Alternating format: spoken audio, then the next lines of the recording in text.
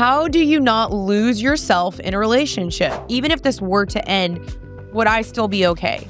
This person now becomes your source of happiness. It's just dangerous because we should never give someone that much power over us. You have to maintain your life still, regardless of this person, because what happens if you do break up? Healthy conflict is actually extremely important in a relationship. You know what? I'm actually okay either way. Do not quit your goals and your dreams just because you have someone in your life and it is leading towards marriage. You cannot love someone into changing. They can only want to change for themselves.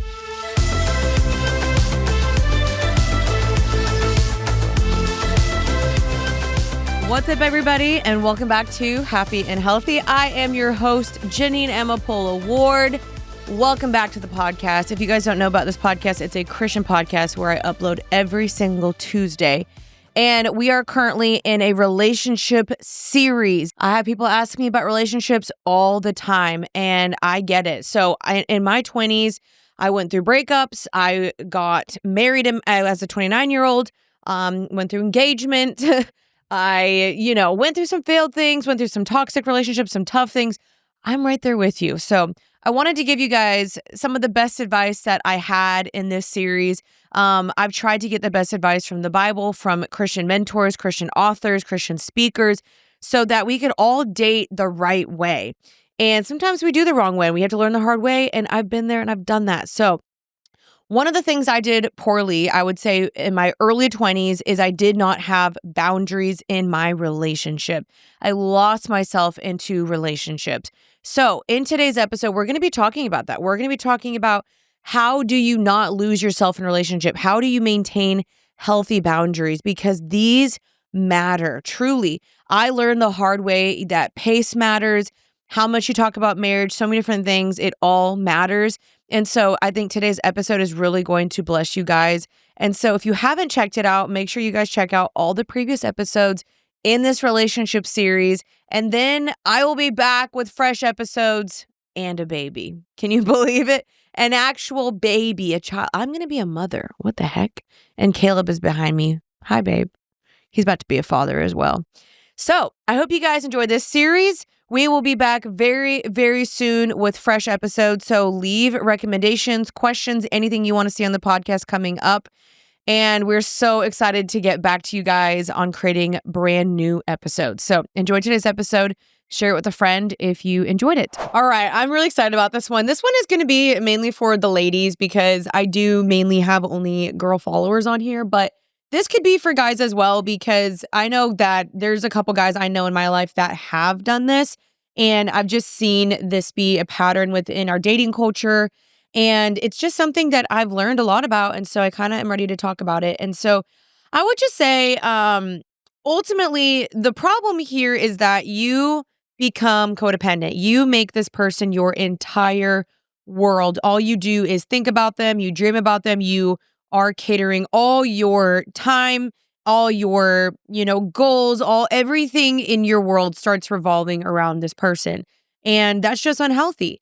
And I've talked about this in the past because, if this relationship doesn't lead towards marriage in the end, then what happens?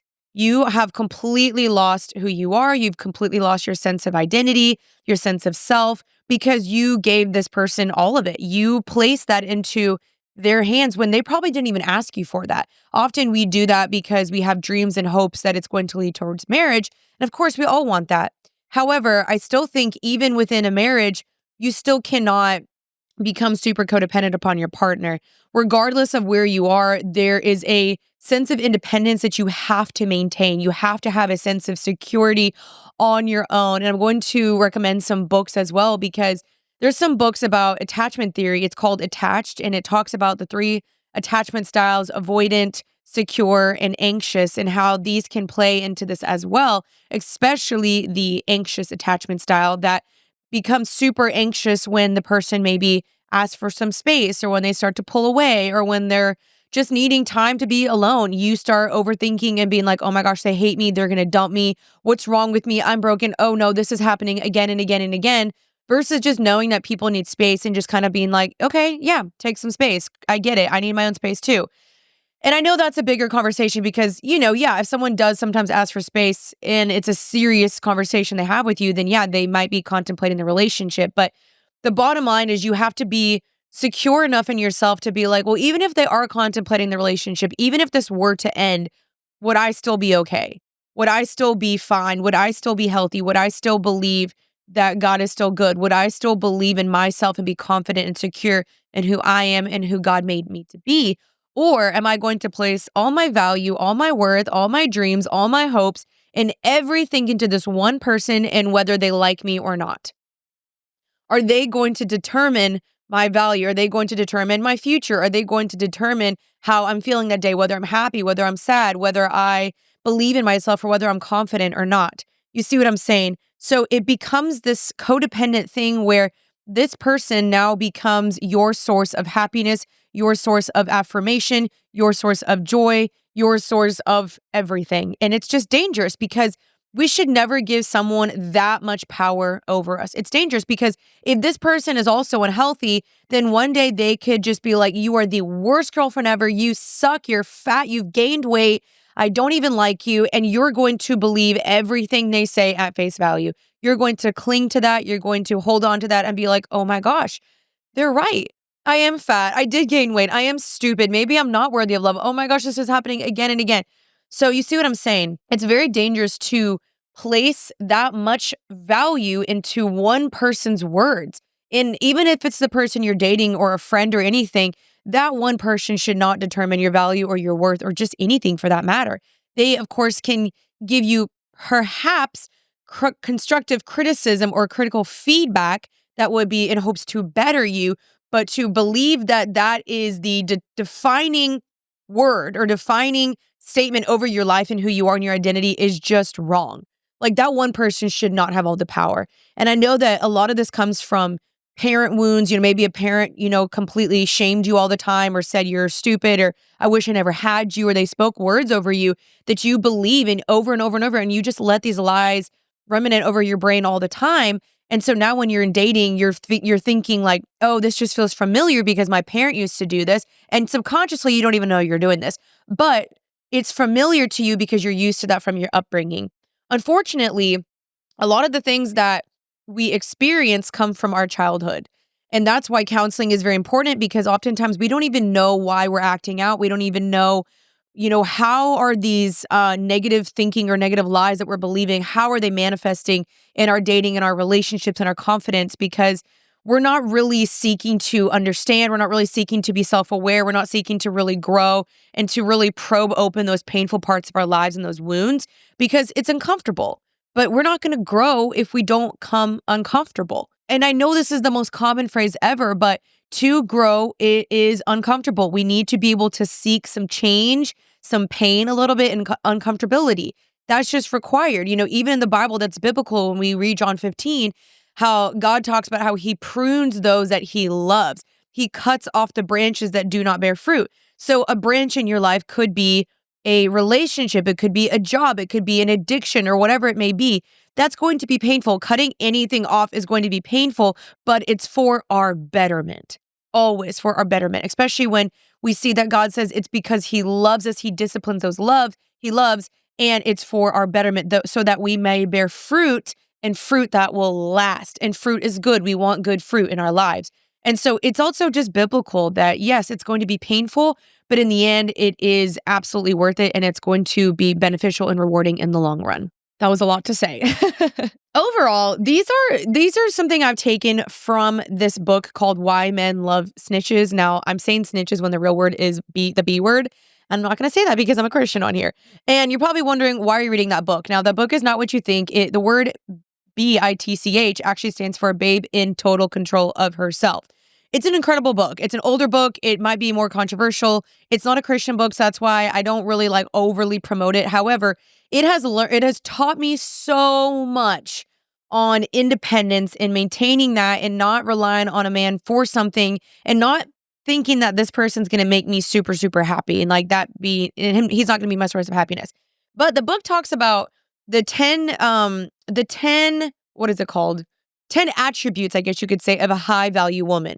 Now, I know the high value woman thing could be kind of taboo, or some people might be like, okay, I'm still a high value woman regardless of these. And yes, you are. But these are qualities that I think are attractive and healthy to have in someone. And I think men do look for this. I've looked into this and researched this a ton. And I can't speak for every male. I cannot blanket statement this, but I do think these are qualities that are just beneficial to have. So number one is she maintains her independence. Two, she does not pursue the man. Three, she leaves a little bit of mystery. Four, she leaves him wanting. Five, she does not let him see her sweat, which I know that might be a little weird because I don't know if I totally agree with that one. Six, she remains in control of her time. Seven, she maintains her sense of humor. Eight, she places high value on herself. Nine, she is passionate about something other than him. 10, she treats her body like a fine-tuned machine, which basically means she just takes care of herself. And these are ways that I just think help you be confident in kind of who you are, where you don't depend on this person and you're not like, oh my gosh, when is he gonna text me back? Does he like me? Does he care? You're too busy living your best life. You're kind of like, I don't really care. Like, I'm doing my own thing. It'd be great to have him. Yes, I would like for him to step up and, take care of me. Like, I want a man to take care of me too. Like, absolutely. But overall, I shouldn't look to this man to depend on him for absolutely everything because, again, you are able to take care of yourself, self-parent yourself, talk to yourself in a healthy way, a positive way that you know how to encourage yourself and get yourself out of a slump if you needed to. So those are just some of the things that I'll kind of touch upon. I know some of those you might be like, wait, what? But if you read that book, you'll understand it. There's also a podcast on that as well. But overall, it's just basically letting a man pursue you and you not being the one that's bending over backwards, doing everything for him, cooking, cleaning, treating him like he's your husband when he's not your husband. And that's what we're going to talk about. So, number one, another thing that I want to talk about is when you are in a relationship, how you want to avoid losing yourself is number one, dating in community and being willing to listen. Because oftentimes, when we don't date in community, we get into these relationships and these situations, and then you're like, oh my gosh, this is so unhealthy. He's abusing me or mistreating me, or this is not really what I wanted, or maybe things are moving way too fast. And your friends might have been like, I told you, or I saw this coming from a mile away, but you didn't listen. And you'd have to be willing to really go up to your friend and say, hey, what do you think about this person? Are we moving too fast? Do you like him? Do you think that this person is healthy? Do you see positive qualities in him?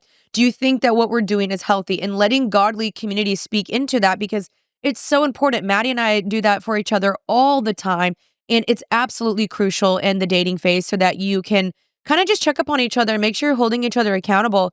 And you're able to speak into areas where maybe it is unhealthy or there's red flags popping up and you can kind of adjust or talk about it or just kind of see like, okay, do we proceed? Do we wait? Is this a yellow flag, red flag, green flag? Blah, blah, blah. Date within community. Like wisdom is within counsel. The Bible is so clear about this in Proverbs all the time. Wisdom is within counsel. Another thing that I'm going to absolutely stress is that you need to keep God in your relationship absolutely a priority, first and foremost, before this man. Because a lot of times people are praying, they're like, Lord, give me a relationship. God, I really want you to give me the desires of my heart. And then God is like, here you go. Or maybe you went and took into your control and got the relationship. And then you're like, yay, I got it. Okay, bye, God. I'm good. I'm busy. And you don't spend time with God anymore. You stop going to church. You don't journal anymore. You're not in good, godly Christian community anymore because you've dropped everything for this man. You thought that God, provided this relationship. You're like, great, he provided. Wouldn't he want good things for me? And so once you get it, God is deuces, nowhere to be found. God has to be your priority first and foremost, forever and ever and ever, whether you're engaged, dating, single, married. This is an absolute staple foundation for the rest of your life. This honestly should be number one on the list, and it is going to be now moved to number one because this is absolutely staple in your life, is keeping God at the center of everything you do. He is your rock. He is your foundation. He is your source of joy, peace, hope, everything above this man, because you want to find a man too that's his foundation as well. And you both have that individually. And then when you come together, it's way more healthy when you're not depending on each other for every single need. You go to God first, you pray to God first, and then you come together. When you get married, you become one and you do that together, but still individually. So God should be your first love, first and foremost, forever and ever and ever above this person. So just keep that in mind. Another thing that I've seen a lot of relationships just go wrong, and when they lose their independence or they get way too deep into it, is that they just start acting like they're married to this person when you are simply not married to this person. Everyone starts playing house and giving their they start giving their boyfriends husband privileges when that's not their husband. So this could look like being sexually intimate with this person, living with them, sleeping in the same bed. They're staying at your house all the time. You're traveling all the time, sleeping in the same bed, sleeping in the same room. You're telling each other, I love you, maybe way too quick, when I really do think that those words hold a lot of weight and value that should be saved for when you absolutely know that you're willing to lay your life down for this person for the rest of your life. So for me personally, I kind of want to wait at least until I know like we're about to get engaged or we are getting engaged or whatever. I just don't think those are words that are flippantly thrown around or should be flippantly thrown around. And so maybe it could be that where you are just kind of like, oh my gosh, like he's the one. I love him. You're kind of letting your brain go there way too soon of your like day one, even if you may know he is the one. I think it's just always wise to give it at least 6 to 9 months of just kind of really assessing this person. But you're just so eager and excited, which I understand. You're excited that you met this person, that you start giving them all these husband privileges. And so I think this is the number one issue is that you start to get too excited. You're like, well, it's going towards marriage, so it doesn't really matter. You start compromising on some boundaries and some values you once had. Maybe you start sleeping together or you start hooking up in other ways, or you're just spending every wakening moment together with this person and you're just acting like you're married when you're not. You're not one with this person yet. You're not in a covenant, so stop acting as such. Like a true marriage is full of security, of course, because you're in a covenant. They now can have sex because they got married. They can now move in together because they got married. They really took the dating phase very carefully and very intentionally, because in the dating phase, this is the season where there's potentially a lot of hurt at risk. Because if the guy or even the girl, they start saying too soon, like, oh my gosh, you're the one, I'm going to marry you, you're my person, blah, blah, blah. You start planning your future, you're planning your wedding, how many kids you want, your dog, your children's names, you're sleeping together, you're doing everything. You're like, we're basically married. So, we're going to get engaged anyway, so we might as well keep sleeping together. You're still not one. You know what I mean? So you're acting as if you're married when you're just not. You know what I mean? And so those are some things that I think is just very important in the dating phase, to be intentional with the words that you're saying and the boundaries that you're crossing. And I think specifically, I'm hoping that this is also going to be, relate to some men, because men, you're responsible for leading and you have the job to be leading well and leading with clarity and kindness. And so if you do not see yourself marrying this girl, then don't say I love you and don't be physical with her and don't be telling her I want to marry you. Or yeah, I really see this going forward, when you don't, And if you don't know for sure, absolutely for sure, that you are ready to propose and get down on one knee, then don't be over-promising and over-committing, because that really messes up a woman. That messes up a girl so badly, because she will cling to your words. She will hold them like they are true. And if they are not true, and if you cannot back them up, then you have no business saying them at all. And I hope you repeat that over and over and over, because that's on period, because it's the truth. I have seen so many girls, including myself, get absolutely so heartbroken and hurt because men have overpromised things. They didn't think wisely. They just kind of, thought too rationally, thought, just like, oh, well, it just is a feeling. It's not just a feeling. Like, you really need to steward your words well, because women hold on to these very, very tightly. So make sure if you say something, you better dang back it up. And I just think that that's what a lot of men do in the dating phase, and they act like they're married already, and then it ends up hurting the women pretty dang badly. Hey guys, it's time for a health check. And by health, we mean whole self, mind, body, spirit. And to help us, I'm excited to share with you guys a product called Function. And let me tell you, it's not just another health app. It's like unlocking a full report card on your body. Function gives you access to over 100 advanced lab tests. I'm talking things you never get checked in a basic checkup. You can see how your body handles stress, vitamin D, insulin levels, and even figure out why you might be having low energy. It is wild what you actually learn when you look under the hood. What I love most about Function is that it replaces the guesswork with real personalized data. From there, you can make small changes that are already making a big impact. It feels like you can finally have a game plan for your health. It's super simple, and for $4.99 a year, you'll get those lab tests at a partner location around the country, Plus, your results live in a platform that's easy to understand with Rex tailored just for you. Head to our landing page at functionhealth.com/happy to sign up with your credit applied or use code HAPPY100, an exclusive offer we're sharing with just our audience, limited to the first 1,000 listeners/followers who use our code. Another thing that is just an issue in the dating phase is that you tend to drop all your plans, all your friends for this one person. You start lying to your friends saying you're really busy or you just want to stay in when in reality you're actually with your boyfriend for the 6th day in a row. You stop working out, you stop maintaining and doing the same things that you once were doing before you met this person. So as soon as you get in a relationship, it's like everything just drops. All your plans, all your friends, your routine, your goals, your schedule, any sort of thing that you already had going on beforehand, it's just gone. Poof, disappeared. It's like magic. And that is just very, very unhealthy. And that's just kind of something that, in the high value women attributes, it talks about how she maintains her independence. She maintains her sense of time.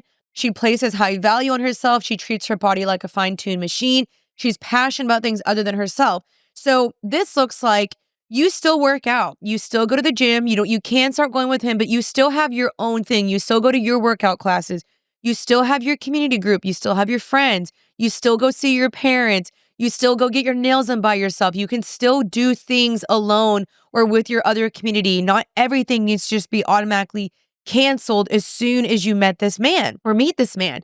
You can start bringing them into it, but to start canceling on plans with your friends. Say your friend is like, hey, let's get dinner next Wednesday. And you're like, yes, let's get dinner next Wednesday. You add it to your calendar. And then your boyfriend or this guy that you like is like, hey, what are you doing next Wednesday? And you're like, oh my gosh, I already committed to Claire. And next thing you know, you start sending Claire lies. You're like, Claire, I'm super, super sick all of a sudden. Yeah, I think I got COVID. And she's like, oh, I was really looking forward to hanging out with you. And you lie because he asked you to hang out. And so you start ditching your friends and all sorts of things for this guy. And it's just a no. And that's a red flag in you. I'm sorry. It just is. So do not do that. You keep your commitments and you keep your plans to your friends prior. And you tell him, hey, I'm busy actually on Wednesday, but I'm free Thursday at 7:00. And if he can make it work, great. If he cannot, great. You know what I'm saying? And so that just becomes really unhealthy when you start to make all your plans revolve around this person and everything he does, you do. Everything you do, he does. And so I just think you have to maintain some sort of independence and just keep doing the things that you do. So when I was dating someone, I still worked out every single day. I still did my own thing. I still saw my friends. I still had my own community group. I still went to church. I made it work with him and I still saw him and he would join in my plans. I would join on his or whatever. But regardless, I still maintained my sense of identity and my sense of just who I was apart from this person. And I just believe too that this will help people to respect you still. This will help the man to respect you because if he sees that you will just drop anything for him, he's going to start seeing you as a lower value person. He's going to start seeing you as probably just more insecure. And also, he's just not going to respect you as much. He's going to respect you if you keep your commitments. He sees you keep your commitments to your friends, to other people, to other prior things that you have going on, and you don't just drop everything for him. It's attractive to a man when you have other things going on as well, other than him. And so that is just, it's just so crucial. Like, that's probably going to be like one of the biggest points in this podcast is that you have to maintain your life still, regardless of this person, because what happens if you do break up? The issue is that if you break up, then you're like, oh my gosh, I don't have any friends anymore. I stopped going to my church. My parents don't even know me anymore. I ditched everyone for this one person. Now I need to re-get a membership at my gym again because I started going to his gym and using everything as of his. Maybe you moved out of your apartment and you went into his. Now you got to go find your own apartment again. Like, it's a slippery slope and it's a quick slope, but it's a very quick slope to danger that I just think you need to be very, very conscientious of and mindful of. And so until you are married to this person, even in the engagement phase, you still cannot be blurring these lines because you're still not one. You're still not married. So even in those phases, you need to be careful until you become one with this person in marriage. Once you become married, yes, you can start being intimate. You can start living together. You start cooking together. You can start going and doing everything together because this is your person. You're with them every day. However, yeah, you can still have a girls' night with your friends. He can go on golf trips. He can have his own freedom. You can have your own freedom. Men love freedom and they need freedom. They need space every now and then, and so do you. And so that's going to lead me to my next point is that just having space in between seeing the person. So don't be spending every single waking moment. Yeah, it's great if you want to hang out with them. They're your best friend. You want to hang out. I think that's awesome. But sometimes just take a day for yourself. Go take a day for your girlfriends. Go to community group. Go to church. Just be like, hey, I'm going to have a self-care day. I'm going to go get a pedicure and get a massage. Let him treat you to it for all I care. If he's like, babe, let me take care of you. Great. Let him treat you to it. Even better. So again, just keeping some space and some distance. Distance does make the heart grow fonder. Again, men need space every now and then. They need to pull away for a little bit, go doing their own thing, and then come back. And I just think it kind of helps the relationship have a healthy rhythm and ebb and flow and independence overall. I just think that's super, super important. A next thing is that you need to have healthy communication in this relationship when you do not like something, because often a sign of codependency or even just letting this person control your emotions or any and everything is that you're kind of scared to speak up or really say how you feel because you're afraid to lose the person because they've become your world. You've kind of become codependent. So you're afraid to kind of let them know when something bothers you or something isn't as ideal for you or something is just not something you like. Maybe, he only wants to talk once a day and you're scared to ruffle feathers, so you keep letting it happen, but you don't feel cared or seen or like that's just a way that feeds your love language. So instead of saying something, you just start getting resentful and you're like, oh, I don't really want to say anything because again, you become so scared of ruffling feathers or causing a conflict when healthy conflict is actually extremely important in a relationship. And so I think it's important to kind of communicate, hey, babe, I know we only talk one time a day. For me to feel really valued or for me to feel like I'm in a good, healthy relationship, I'd love to talk 2 times a day or even just text throughout the day. How does that sound to you? Would you be open to doing that? And if he's kind of like, no, frick you, screw that, then you can say, okay, well, I really think I need to be able to move forward and maybe find someone that can kind of really feed, those types of love languages that I have or that really is willing to kind of care for that. If that's not you, that's okay. And so another thing is that, you got to be able just to communicate when things aren't good. So if you're like, hey, I really need a day to myself and he gets mad at you, well, that's a red flag on him because you should be able to say no. If he says, hey, can we hang out? And you need to communicate, I'm just not feeling the best today, or I just don't really want to hang out today. Communicate that instead of just being people pleasing and just caving into his every single waking need. You know what I mean? So communication is so important of just sharing how you feel and finding a partner that's willing to listen and be open to those as well. Another thing too that I think is very important is that a lot of times there's a book about this too, where it's talking about women. It's called Women Who Love Too Much. It's an incredible book that I think kind of talks about this of just women that are willing to just do anything and everything for this person. They feel like they need to be the solution to this man's problems. They need to be the fixer, the helper. They need to take care of them. They need to cook and clean and do everything, wipe his freaking butt for all I know, because they're just like, he needs me and he doesn't need you. No one like necessarily needs you. Like you just need God. Yeah, he may want you, but a healthy person, you and him, you don't need each other. You can want each other. You can bless each other, be there for each other, but you shouldn't absolutely like need the other person. So sometimes what you do in this relationship when you're just giving too much is you give too much, or you compromise too much to make them happy and make them change. And again, that's just unhealthy. So again, this goes back to kind of the communication or just expressing like, I don't like that. Like, I don't really actually want to go there. But instead, you cave to his needs. And you're like, okay, sure. Yeah, we can do that. We can do that.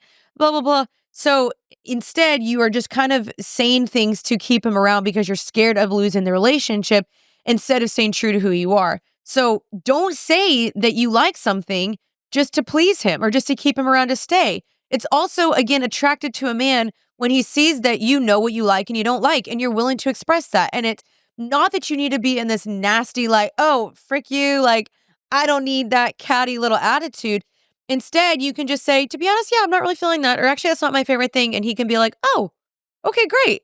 And just be honest. Like, don't lie or say things or compromise just to keep this man to stay. That's another way to maintain your independence is that you know who you are and you value what you like and you keep true to that. You stay true to that. You're not going to compromise and bend over backwards for his needs, And so, yeah, there is compromise in a relationship. There's give and take, But overall, you aren't losing yourself and changing yourself completely to get this man to like you or to stay. And vice versa, you're not losing and completely compromising yourself to fix this man and to make him healthy when he needs to be working on himself. He needs to be healthy himself. It's just independence and boundaries. Reading that book, Women Who Love Too Much, it just kind of talks about women that become kind of needy or codependent, or that will be willing to just bend over backwards and do anything to keep this man to stay or the relationship, when instead the mindset that I think we should be having here is, you know what? I'm actually okay either way. I would like for this relationship to work out and it'd be great, but if it didn't work out, I would also still be great. And that's the thing. Not a lot of us can have that, because I know when we're dating, we like the person, we're enjoying it, it's going well, you're hoping it leads to marriage. I completely understand that. But something that I think is important in life is just holding absolutely everything loosely. It's kind of a motto I have, is just hold things loosely, whether that's your job, your house, your friends, your boyfriend, just any relationship, because you don't know if God ever wants to take it away or give you something else to replace it, but you're over there instead just clinging because you're like, I can't let go. When instead God might be trying to give you something better or provide something better, but you can't let go and you can't see it because you're not willing to change. You're not willing to just trust that God has more for you. And so I think just having every situation be open-handed with God. God, I hold this loosely. Take it if you want it. If you don't, great. Let me steward it well. Bless me with it. Bless what it is that I do have. But God, if you don't want it, I'm going to be okay, because I'm okay with me and I'm okay with you, God. And I trust you. And I believe that, yes, this man is a good man, but he's not the last good man on the earth. And that's a mindset that I've really had to work through. And I think it's just extremely important, extremely healthy. And I just believe that God will bless you more when you can just hold things loosely and trust that He's either going to, take it away for a reason to bless you with something else, or because it was hurting you and He wants to provide something else, or He's just like, hey, I'm giving this to you, but I need you to steward it better. You see what I'm saying? So I just think that's just a mindset we need to have, and that helps you not cling to this relationship and lose your entire self in it, because you're willing to surrender it to God and hold it loosely and be willing to just be like, Lord, your will, not my will. A hard prayer, I know, a very, very hard prayer to do. But once you kind of can get there, it's very freeing in the end. It's actually very, very freeing. That's why there's the joy of surrender, that saying, joy of surrender, because there is joy in surrender when you can say, Lord, you're taking care of me. I don't have to do it. You are the one that takes care of me. And it frees you up because you know He'll take care of you. You don't have to do anything in your own strength. It's very freeing for me, at least. The next thing that I want to just talk about is kind of just, a little bit more about codependency and kind of what that looks like. And then we'll kind of get more into some other stuff. But um, codependency is also kind of in a sense where you are taking on these person's emotions as your emotions. So when he's sad, you're sad. When he's happy, he's happy. When he's negative or moody or angry, then you're moody, angry, whatever. And that shouldn't be necessarily the case. Yes, we can rub off on each other. Yes, their mood can kind of definitely affect ours, but it should not completely alter the entire way that your day goes, how everything happens. So his moods and his problems shouldn't 100% affect your life or day. You can be caring and empathetic to him, but you are not always the solution to his problems. He needs to be able to be self-parenting and self-teachable and correcting and self-aware to kind of be able to go to his own community and also work on himself to be like, okay, what do I need to do to take care of this myself? You don't need to be like, oh my gosh, let me just take care of you and do all these things. Like, yeah, you can be nurturing, but again, as a girlfriend, and sometimes even as a wife, it may be too smothering. You need to let this man just trust that he can figure it out. Trust and believe in who he is. Trust that he has the resources and the friends and the people around him, and trust that he is a good guy that can solve problems and he can fix what he needs to fix. Trust that he will figure that out instead of you always having to be the solution to his problems, because oftentimes, more than not, you're not his solution to all of his problems. So what does codependency look like? There's a definition right here. In psychology, codependency describes one person's behaviors and attitudes rather than the relationship as a whole. Someone who is codependent often builds their identity around helping others. They may depend on others to validate their self-worth. A codependent person may deny their own desires and emotions to get this approval. So exactly that. You have to be very careful that you're not doing this to try to win the person, to try to make yourself feel better. You need to really check the motives as to why you are doing what you're doing. Common symptoms of codependency include low self-esteem, poor boundaries, a need to save others, self-denial, perfectionism, control issues. A codependent person may have feelings of shame or worthlessness. A person may believe they do not deserve happiness. If a person does not value themselves, they may try to get others to value them. The sense of being needed can prompt internal gratification, and even the recipient of care does not show gratitude. Pretty crazy. Poor boundaries. Codependent people often feel responsible for others' happiness. They have a hard time saying no or putting their own needs first. They may hide their true thoughts or feelings to avoid upsetting others. Codependent people may feel it is their duty to protect loved ones from all harm. If a loved one does something wrong, they will likely try to fix it or the situation on the loved one's behalf. Such behavior can prevent the others from becoming independent or learning from their mistakes. It may also enable abuse or addiction to persist unchallenged. Y'all get where I'm coming from now? Self-denial. A codependent person often prioritizes others' well-beings over their own. They may deny their own needs for rest, emotional support, or self-care. What I was saying. They may feel guilty or anxiety when asserting their own desires. Codependent people can feel uneasy when others offer support. So if you're an Enneagram 2, this can often be you, which this is me. I've had to work a lot through this. I'm reading through the book Boundaries right now. Such a great book. Definitely check that out as well. But this is exactly kind of what it's talking about. And there's also so many books about codependency. There's one by Melanie Beattie called The New Codependency. I'll check that one out as well. The last two, perfectionism. Codependent people often project an image of self-reliance and competence. It is common for people to take on more responsibility than they can handle. When they make an error or receive criticism, they may grow insecure. And the last one, control issues. A codependent person may link their own self-worth to others' well-being. If a loved one fails, a codependent person may feel as if they've failed themselves. Their attempts to make others live better may shift into controlling or possessive behavior. Boom. Taking a quick break to talk about something that happens to all of us, aging. I've definitely started to notice little things like my sleep isn't always great, energy dips here and there. And yeah, my skin definitely does not bounce back like it used to. Healthy aging is something I'm starting to take really serious, and not just for me, but for the people I love. And that's why I'm pumped to tell you guys about something that I recently discovered called Fatty 15. It is a total game changer. Fatty 15 contains C15, the first essential fatty acid to be discovered in over 90 years. It supports your body at the cellular level, helping to slow down biological aging and improve long-term health. Here's the wild part. It all started with research on aging dolphins. Now, over 100 studies show it strengthens our cells, fights something called cellular fragility syndrome, and supports better sleep, joint health, liver function, and even healthier skin and nails, which is definitely something that I need postpartum. I've been using it myself. I've noticed deeper sleep, better energy, and just feeling more like myself. It's 100% pure, vegan, flavor-free, and comes in the most beautiful glass and bamboo jar. With easy refills delivered right to your door. If you care about aging well, this is something you need to check out.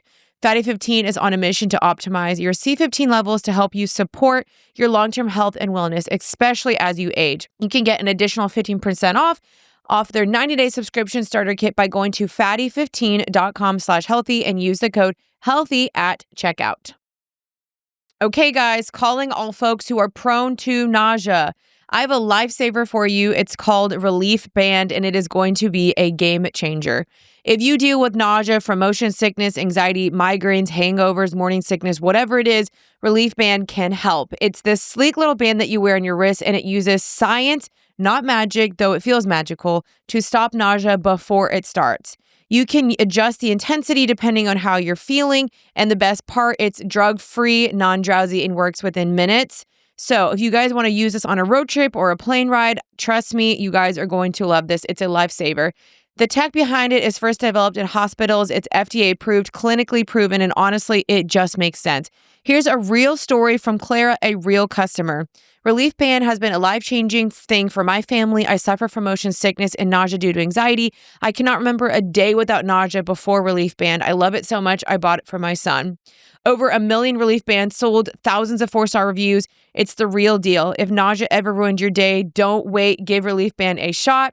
So if you guys want to cure your nausea problem fast, Join the hundreds of thousands of people who are nausea-free with Relief Band. Right now, we've got an exclusive offer just for Happy and Healthy listeners. If you go to Relief Band and use promo code HEALTHY, you'll receive 20% off plus free shipping. So head to RELIEFBAND.com and use our promo code HEALTHY for 20% off plus free shipping.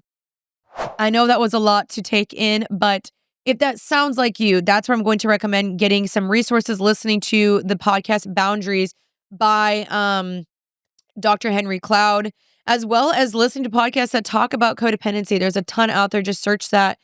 Check out that book, The New Codependency by Melanie Beattie.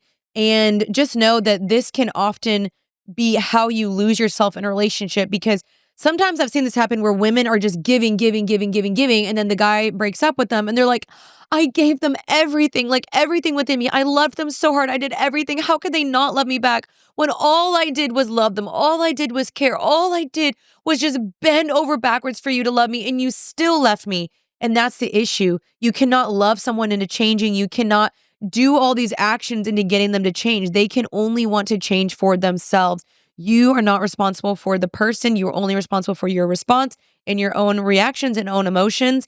And that's something I had to learn the hard way, unfortunately. Oftentimes, that's how you lose yourself, is that you are giving so much. You're bending over backwards. You're sacrificing. You keep thinking, maybe if I just keep loving them more, doing more, cooking for them more, traveling to them. You go to their house all the time. You never let them come to you. You don't let them pick you up. You always go to them.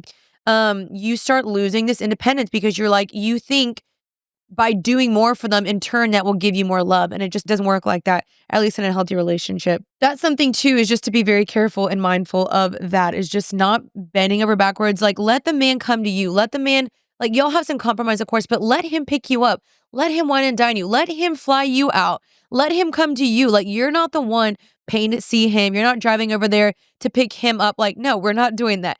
He wants to pursue you, and a good, true, healthy, masculine man wants to do that. He wants to bless you and make you feel good. So just look out for that. Check out The True Feminine as well. That's another podcast. She talks all about this. I'm trying to wrap up here. Another thing, again, is that until there is a ring on your finger, do not quit all your goals and your dreams. Because a lot of times when they're dating and you're talking about marriage, you start quitting all the things you wanted to do. Maybe you wanted to write a book, but he told you, well, no, I don't want you to write a book. Or maybe you're like, well, it's going to interfere with my marriage, blah, blah, blah. No, until there's a ring on your finger, or until you are officially married to this person, you guys can discuss these ideas together. You need to continue your dreams and your goals as if, or as so, because oftentimes we can be more dreaming about the future and thinking, well, we're going to get married soon, that you start quitting all the things that you wanted to do originally. Maybe you wanted to open up a gym. Maybe you wanted to travel.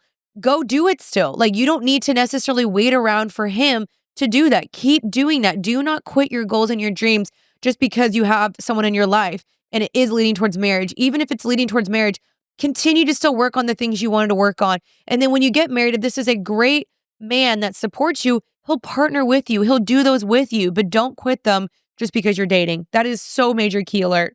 So yeah, I basically said, keep your goals, working on yourself, keep working out, keep your career, still do things alone, get your nails done, keep working, keep hanging out with friends, et cetera, et cetera. The next thing that I want to talk about is just staying present in the relationship, because oftentimes in relationships that maybe you meet the person, you're like, wow, this feels so good. This guy's amazing. I adore him. It's going really great. You can tend to just rush and let your mind go a year down the road where you're like, we're married and we have kids and we have 2 dogs, and you need to stay present. You need to make sure you look at the relationship as what it is and where you guys are, instead of only thinking like, well, we're going to get married. This is my person and we are, this is my spouse. And you start believing all these things and you start acting as so, and you start treating him like so when he's still not. Stay present in the relationship. And that basically means, this is not my spouse. I don't know for sure if we're getting married yet. So I need to still, again, hold this relationship loosely, keep dating him, keep getting to know him, and keep just enjoying having time with him. Let me just keep evaluating this person because I don't know him yet. So until he has told you, I want to marry you, or I want to be with you, or I'm planning on proposing, don't let your mind go there yet. Stay present with what the current phase of the relationship is, especially if it's been 3 months, 6 months. That's still very early on. So I think often we can lose ourselves very early on because we become infatuated. We keep telling ourselves, this is the one. He's so amazing. Oh my gosh. But 6 months still, you don't fully know the person. You just don't know. You haven't maybe fully argued yet. You haven't probably seen each other's downsides or unhealthy patterns or anything yet. So stay present and keep evaluating the person. So I said here, pace yourself in a relationship, not rushing too many things too soon. Intimacy, talking all about how much money each other makes, talking about money, talking about where you want to live, all your kids, your house down the road, et cetera, et cetera. Pace yourself when it's an appropriate time to talk about that, but not too early on. Another thing really fast that I want to touch upon is just infatuation. So it talks about in the book Sacred Search, which I absolutely recommend. They actually talk about in this book about dating at least a year because this helps you really evaluate the person, seeing them through all 4 seasons. And it's really beneficial, to be honest. And so just knowing that in the first 6 months, 8 months, 10 months, it says in the book that infatuation can actually last from 12 to 18 months. And so in those beginning stages, you can lose yourself more because you're so infatuated with this person, the idea of them versus maybe actually who they really are. Are they actually really good? Are they actually really treating you right? Or is it just in your mind? You're like, well, he's so amazing. He checks off all the boxes. But how does he actually make you feel when you lay your head down at night or when you really think about it, or when that little thing that's in your head keeps bothering you, like, oh, I feel like I want more. How does he actually make you feel? Because infatuation can really, really, really blur these a lot. So just try to take off the rose colored glasses and see the person for who they really are and not lose yourself in the idea of them versus really who they are. And last but not least, the reason why not losing yourself and just keeping these healthy boundaries is so, so important is that if you do break up with this person, God forbid, maybe I don't want that to happen for you or for me, but if you break up, it just makes things easier because you have not made this person your entire world.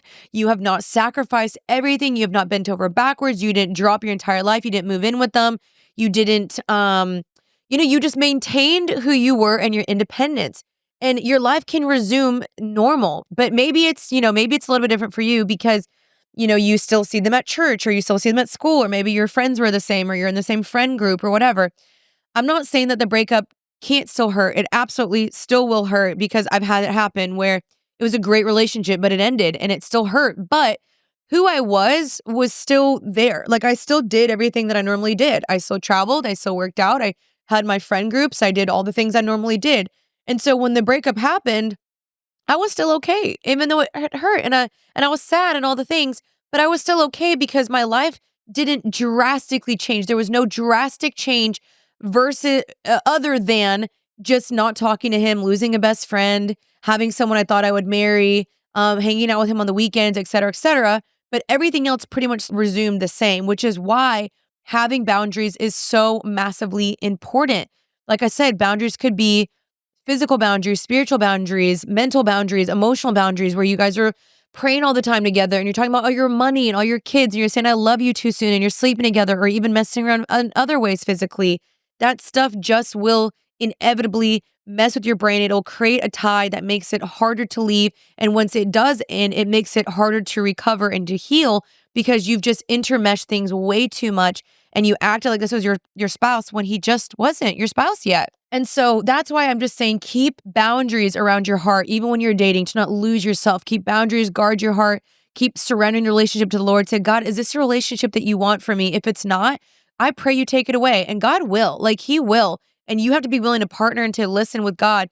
But I do think that if you are submitted to Christ and you are willing to listen to God, he's going to show you if he wants the relationship for you or not, And so be willing to just kind of listen to that and be obedient to God because in the long run, it's just going to be way, way, way better for you. And when you guys do break up, keep the healthy boundary of don't communicate anymore and unfollow each other from Instagram.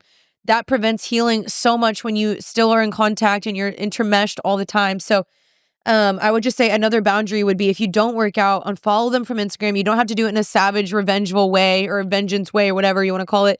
But just for your own boundaries, again, you're looking out for you. I need to look back on me and take care of me.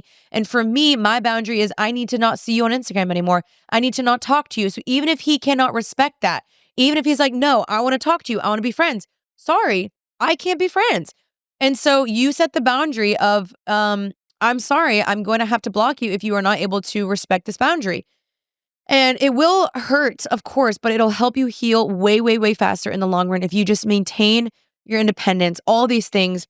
If the relationship ends, You want to just make sure you keep all these things in mind because this helps you date healthily. It helps you date maturely. It helps not create all these ties and it just helps keep it cleaner because when you're dating with intentionality means, yes, we are dating for the goal and aim of marriage, but we're not going to act we're not going to act as so because we're still not married yet. Yes, we are dating to try to see if this can work, if this is a good fit. We're going to pace ourselves. We're going to learn about each other. We're going to try to ask the appropriate questions when we can at the right time, but not anything too soon. And keep getting to know each other and dating within community. And you both need to have your own independence. You need to keep taking care of yourself, doing all the things that you need to do. And you're not, losing yourself completely for this person and believing that, maybe if I just loved him more, he would change. Or maybe if I tried harder, he would love me more, whatever. That's just not how it is. And so those are just some of my thoughts. I think that was a very, very long episode, but I hopefully hope that blessed you guys and that maybe you learned something from this. And you know what? Just to be honest, like I needed this podcast. Like this was me 3 years ago, 4 years ago, even like probably 2 years ago. Still needed this and I still need these refreshments all the time. But I continually want to keep learning and growing and passing on this information to you guys. And I recommend you do the same. Keep learning, keep growing, and don't stop just because you met someone. Keep doing the things you do. Keep always bettering yourself and growing and trying to learn. And I just think that's attractive for anyone. Like if you're dating a guy, it's attractive when he wants to keep learning and growing and bettering himself for you as well. And then you guys can, when you get married, you can do that together. So I hope this episode was a blessing to you. Thank you guys so much for listening. Let me know if this was a helpful episode. Comment down below or repost or tag me on Instagram. I'd love to chat with you guys about it. Let me know your thoughts. And I'm sorry if this was some hard truths, but the truth will set you free. And these are truths that I needed. And so if you really are struggling, again, seek out a counselor. There's websites like Faithful Counseling or BetterHelp.com or even ones locally in your city that I would recommend. So just know that it's always good to keep learning and growing and all these things. And those are some of my thoughts. Anyway, I know today's episode was longer, but I hope it helped you guys out. Anyway, I'm going to go. I love y'all. I'll see you guys next Tuesday. Until then, stay happy and healthy. Bye, y'all.